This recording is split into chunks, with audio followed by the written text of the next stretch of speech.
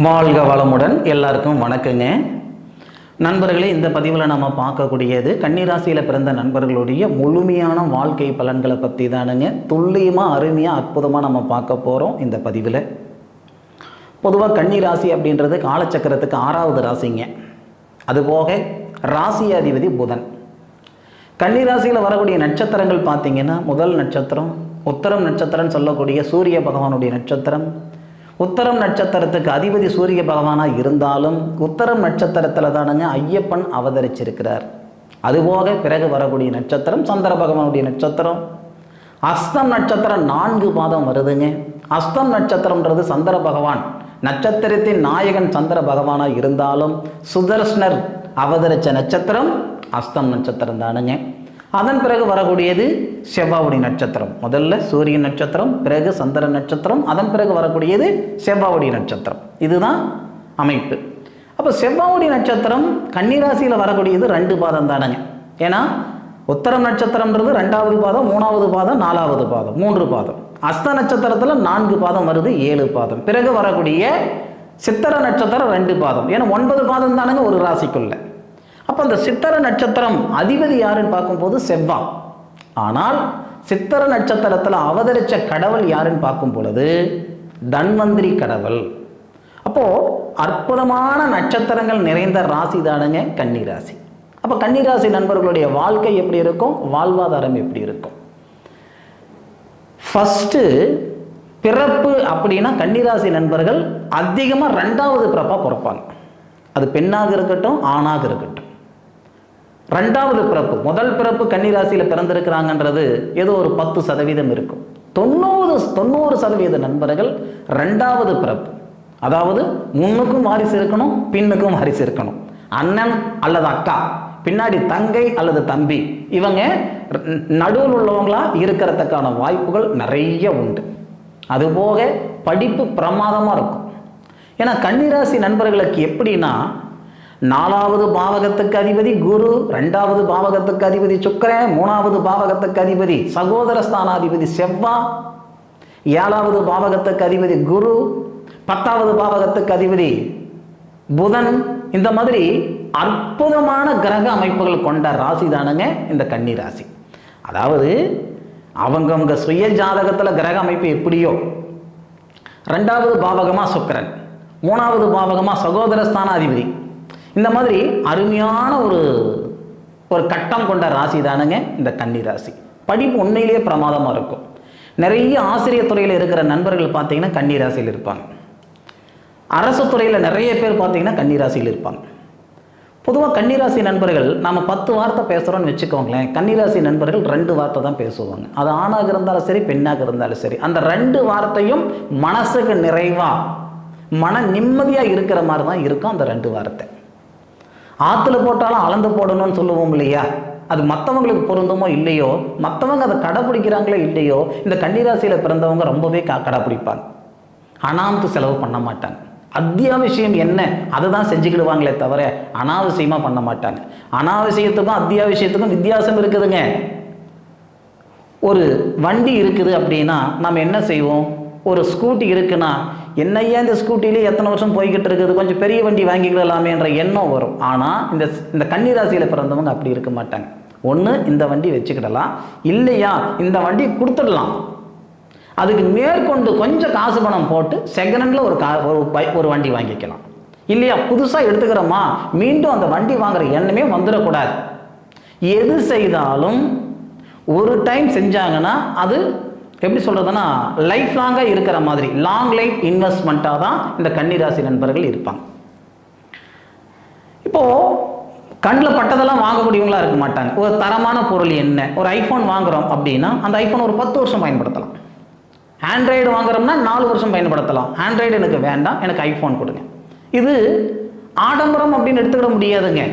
இது ஆடம்பரம் எடுத்துக்க முடியாது. நான் வாங்கக்கூடிய பொருள் அது கடைசி வரைக்கும், அதாவது லைஃப் இன்வெஸ்ட்மெண்ட்டாக இருக்கணும், லாங் இன்வெஸ்ட்மெண்ட்டாக இருக்கணும், அப்படி நினச்சி செய்யக்கூடியவங்க தான் இந்த கன்னிராசியில் பிறந்தவங்க ஜாஸ்தியாக இருப்பாங்க. ஒரு பிராண்டு கடைப்பிடிப்பாங்கன்னு வச்சுக்கோங்களேன். அதே மாதிரி படிப்பு ஸ்தானம் ரொம்ப நல்ல விதமாக இருக்கும். படித்த படிப்புக்கு உண்டான வேலை உத்தியோகம் அமையும். நிறைய நண்பர்கள் கன்னிராசியில் பிறந்தவங்க ஐடி நிறுவனத்தில் வேலை பார்ப்பாங்க, வெளிநாட்டில் வேலை பார்ப்பாங்க, வெளிநாட்டுக்கு சார்ந்த வேலைகள் நிறைய கன்னிராசியில் பிறந்த நண்பர்கள் வேலை பார்ப்பாங்க. அதுபோக கஷ்டம்ன்றது எல்லாருக்கும் இருக்க தான் செய்யுது. ஆனாலும் இந்த கன்னிராசியில் பிறந்தவங்களுக்கு மட்டும் எப்படின்னா, மழை போல பிரச்சனை வந்தாலும், மழை போல கஷ்டம் வந்தாலும் சூரியனை கண்ட பனித்துளி போல விலகிடும். நாளைக்கு காலையில் ஒரு இடத்துல 10,000 ரூபாய் கட்டணும் அப்படின்னாலும் கடைசி நேரத்தில் ஏதாவது ஒரு வகையில் அந்த 10,000 ரூபாய் வந்துடும். அதுபோக இந்த கன்னிராசியில் பிறந்த நண்பர்களுக்கு 2வது பாவகமாக சுக்கிர பகவான் வர்றார். அதனால் ஒரு சிலர் என்னதான் பறக்க பறக்க பாடுபட்டாலும் பாட்டுக்கு தகுந்த பலன் இருக்காது. மாடு கறக்கிறதுக்கும் பூனை குடிக்கிறதுக்கு சரியாக இருக்குதுங்க, சம்பாதிக்கிறதுக்கும் செலவு பண்ணுறதுக்கும் கரெக்டாக இருக்குதுங்க அப்படின்ற மாதிரி இருப்பாங்க. ஆனால் இந்த கன்னிராசியில் பிறந்தவங்க அப்படி கிடையாது. என்ன சார் இப்போ தான் சொன்னீங்க ஐஃபோன் வாங்குவாங்க, விலை அதிகமாக இருக்கிறது வாங்குவாங்க அப்படின்னா ஒரு முறை தான் செய்வாங்க, ஒவ்வொரு முறையும் செய்ய மாட்டாங்க. ஒரு முறை ஒரு பொருள் வாங்கினா ஒரு டைம், அவ்வளோதான். அடுத்தது பார்த்தீங்கன்னா எப்படி பார்த்தாலும் இல்லைன்னு சொன்னாலும் இடுப்பு சித்தி 10 ரூபாய் வச்சுருப்பாங்க அப்படின்னு கிராமத்தில் சொல்லுவோம். அந்த மாதிரி எப்படி பார்த்தாலும் அந்த கன்னிராசியில் பிறந்த நண்பர்கள் 4 காசு கண்டிப்பாக மிச்சம் பண்ணியிருப்பாங்க. அதில் மாற்று கருத்தே கிடையாது. இந்த நொறுக்கு தீனி சாப்பிட்றவங்கெல்லாம் கண்டிப்பாக இருக்கவே மாட்டாங்க. சரியா? அதே மாதிரி கன்னிராசியில் பிறந்தவங்க பாருங்கள், 100%த்தில் 80%, 81% லீனாக தான் இருப்பாங்க. சில பேர் 100 கிலோ, 110 கிலோ, 105 கிலோ, 85 கிலோ இப்படியெல்லாம் இருக்கிறவங்க இருக்க தான் செய்கிறாங்க. அந்த கன்னிராசியில் பிறந்தவங்க பார்த்தீங்கன்னா கொஞ்சம் நையின்னு தான் இருப்பாங்க. 45 வயசு ஆகும் அவருக்கு, அது ஆணாக இருக்கட்டும் பெண்ணாக இருக்கட்டும், 45 வயசு ஆகிருக்கும் அவங்களுக்கு. ஆனால் அவங்கள பார்த்தா 32 வயசு மாதிரி தான் அவங்களுக்கு தோற்றம் தெரியும். நீங்கள் வேணும்னாலும் பாருங்களேன், கன்னிராசியில் பிறந்தவங்க பேசினா இல்லை அவங்கள பார்த்தாவே ஈஸியாக கண்டுபிடிச்சிடலாம். என்ன சார் இப்படி எல்லாம் சொல்கிறீங்க, இதெல்லாம் உண்மையா சார்? நீங்கள் வேணும்னாலும் பாருங்கள், வயசு அதிகமாக தோற்றம் கம்மியாக இருக்கிறவங்கள சார் உங்களுடைய ராசி என்னன்னு கேட்டு பாருங்கள், பட்டுன்னு சொல்லுவாங்க கன்னிராசின்ட்டு. அதுபோக கன்னிராசி நண்பர்கள், அதாவது தொலைநோக்கு பார்வைன்னு சொல்லுவோம், அந்த தொலைநோக்கு பார்வை இந்த கன்னிராசி நண்பர்கள்கிட்ட ரொம்ப அதிகமாக இருக்கும். பொதுவாக இந்த கன்னிராசி நண்பர்களுக்கு குடும்பத்துடைய பாரமெல்லாம் பெருசாக இருக்காது. ஏன்னா அண்ணனாக இருக்கிறவங்க இருப்பாங்க, இல்லை அக்காவாக இருக்கிறவங்களும் இருப்பாங்க, பெரிய லெவலில் பாரமெல்லாம் இருக்காது. ஆனாலும் என்னைக்கு திருமணம் அப்படின்ற ஒரு விஷயம் ஆகுதோ அன்னையில் இருந்து நிறைய பேர் தனி கொடுத்தனம் ஒரு மண் வாங்கிறது, மனை வாங்கிறது, வீடு வாங்கிறது, வாகனம் வாங்கிறது. நிறைய நண்பர்கள் திருமணத்துக்கு அப்புறம் மிகப்பெரிய ஒரு இடத்துக்கு வந்திருக்காங்க. அது ஆண்களாக இருந்தாலும் சரி, பெண்களாக இருந்தாலும் சரி. கல்யாணத்துக்கு முன்னாடி 4 காசு வாழ்க்கை நான் வாழ்ந்துக்கிட்டு இருக்கிறேனுங்க அப்படின்னா, கல்யாணத்துக்கு அப்புறம் 40 காசு வாழ்க்கை நான் வாழ்ந்தனுங்க அப்படின்னு சொல்லக்கூடியவங்க இந்த கன்னிராசியில் பிறந்தவங்க நிறைய பேர் இருக்காங்க. சரியா? அப்போது இந்த கன்னிராசி நண்பர்களுடைய அமைப்புகள் எப்படின்னா, திருமணத்துக்கு அப்புறம் மிகப்பெரிய வளர்ச்சி. அதுபோக என்னதான் பண்ணாலும் கன்னிராசி நண்பர்களை அவ்வளோ சீக்கிரம் நீங்கள் ஏமாத்திட முடியாது. ஏன்னா அவங்களுடைய எண்ணம், புத்தி, சிந்தனை பார்த்தீங்க அப்படின்னா ஏதோ ஒரு யோசனைகளாகவே இருந்துக்கிட்டும். நைட்டு தூங்கும்போது கூட ஏதோ யோசனைகளாகவே இருந்துகிட்டு இருப்பாங்க. சரிங்களா? அது கன்னிராசி நண்பர்களுக்குரிய ஒரு தனி அமைப்பு. அதே தான். என்னதான் கால்குலேட்டரு, கம்ப்யூட்டரில் நீங்கள் கணக்கு போட்டாலும் அந்த கன்னிராசியில் பிறந்தவங்க மனக்கணக்கிலே சொல்லிவிடுவாங்க. இதுதான் விஷயம், இதுதான் விஷயம், இப்படி தான், இவ்வளோ தான் ஆன்சர் அப்படின்ட்டு. அந்த மாதிரி ஒரு பக்குவம் ரொம்ப அதிகமாக இருக்கும். படிப்பறிவு அப்படின்றத காட்டிலையும் பகுத்தறிவுன்றது இந்த கன்னிராசி நண்பர்களுக்கு ரொம்ப அதிகமாக இருக்கும். அதுபோக 4வது பாவகமாக நமக்கு குரு பகவான் வர்றார். 4வது பாவகமாக குரு பகவான் வர்றதும் 7வது பாவகமாக குரு பகவான் வர்றது, இது எல்லாமே ஒரு ஒரு சுகவாசியாக இந்த கன்னிராசிகள் நண்பர்கள் வாழ்கிற மாதிரி சூழ்நிலைகள் ஏற்படுத்தும். அதனால் வெளிநாடு சமாச்சாரம், வெளிநாடு போகிறது, வெளிநாட்டில் ஒரு வேலையில் இருக்கிறது, இல்லை வெளிநாட்டு வேலை இங்கிருந்து செஞ்சு கொடுக்கறது. அதே மாதிரி நிறைய கன்னிராசி நண்பர்களுக்கு இந்த ஷேர் மார்க்கெட் இதெல்லாம் செட் ஆகும், எக்ஸ்போர்ட் பண்ணுறது செட் ஆகும். இது எல்லாமே கன்னிராசி நண்பர்களுக்கு பிரமாதமாக இருக்கும். அவ்வளோ சீக்கிரம் இந்த கன்னிராசி நண்பர்கள் ஒரு தொழில் இருக்கும்போது இன்னொரு தொழில் ஆரம்பிக்க மாட்டாங்க.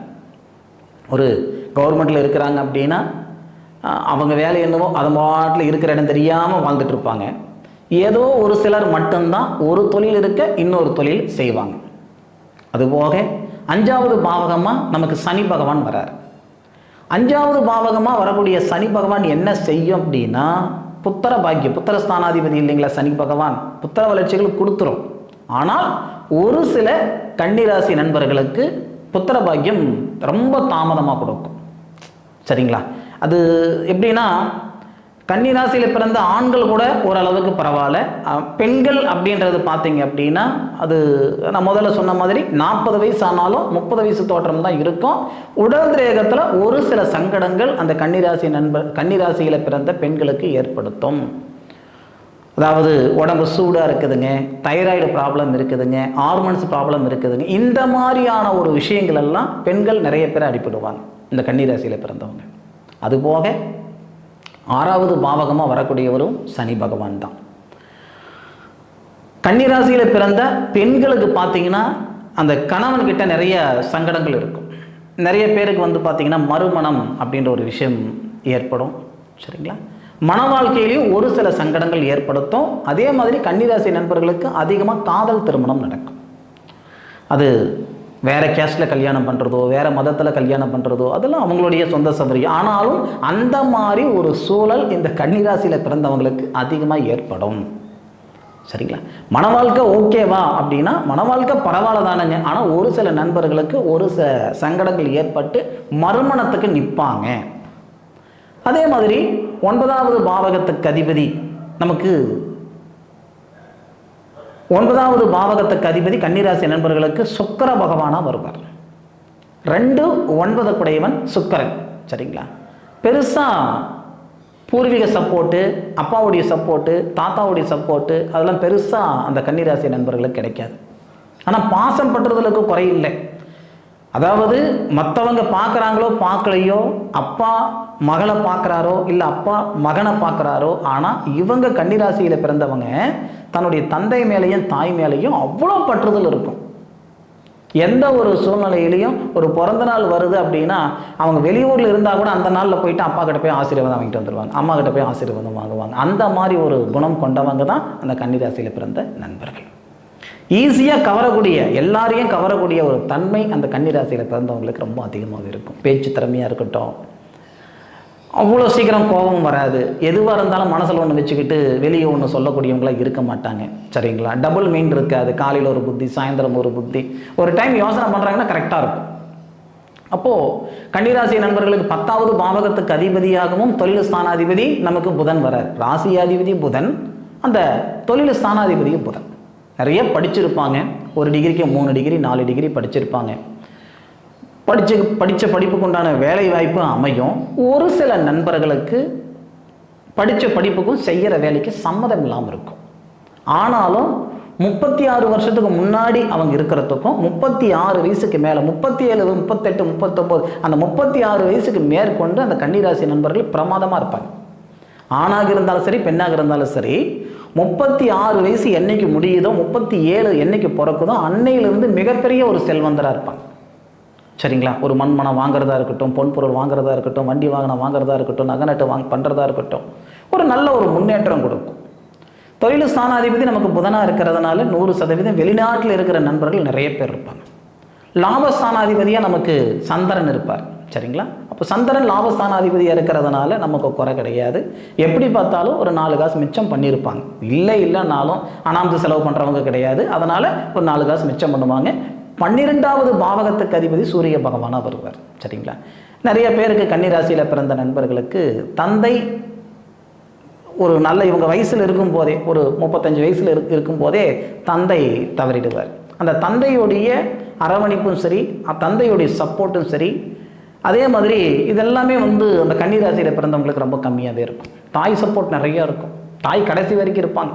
தாய் வந்து 90 வயசு 92 வயசு ஆனாலும் தாய் இருப்பாங்க. ஆனால் அப்பாவுடைய ஆயுள் பாவகம்னு பார்த்தீங்கன்னா நிறைய கன்னிராசி நண்பர்களுக்கு கம்மியாக இருக்கும். ரொம்ப ரொம்ப குறைச்சதாக இருக்கும். சரிங்களா? ஆக கன்னிராசி நண்பர்களோட சேர்ந்து பயணிக்கலாமா? தாராளமாக பயணிக்கலாம். பொதுவாக கன்னிராசி நண்பர்கள் இருக்கிற இடம் தெரியாமல் இருப்பாங்க. எதுவாக இருந்தாலும் மனசுக்குள்ளேயே போட்டு புழுங்கிக்குவாங்களே தவிர அடுத்தவங்க கிட்ட சொல்லி கொடுத்து ஒருத்தருடைய பொழப்பு கெடுக்கிற இடத்துலலாம் கன்னிராசி நண்பர்கள் இருக்க மாட்டாங்க. இப்படி தான் நடக்கும், இதுதான் நடக்கும், இதுதான் கன்னிராசி நண்பர்களுடைய முழுமையான ஒரு குணமும் கூட. நண்பர்களே, இந்த பதிவு கன்னிராசி நண்பர்களுடைய வாழ்க்கை வரலாறு சொன்ன பதிவு கண்டிப்பாக உங்களுக்கு பயனுள்ளதாக இருக்குன்னு நான் நம்புகிறேனுங்க. இந்த பதிவு கடைசி வரைக்கும் பார்த்ததுக்கு மனசிலிருந்து மனமார்ந்த நன்றிகளை சொல்லிக்கிட்டு மீண்டும் அடுத்த ஒரு அற்புதமான தருணத்தில் உங்கள் அனைவரையும் சந்திக்கும் வரை உங்களிடமிருந்து விடைபெறுவது உங்கள் வீட்டு ஜோதிட நண்பனான மா காளிதாஸ் மணிகண்டன். திருச்சிற்றம்பலம். வாழ்க வையகம், வாழ்க வளமுடன்.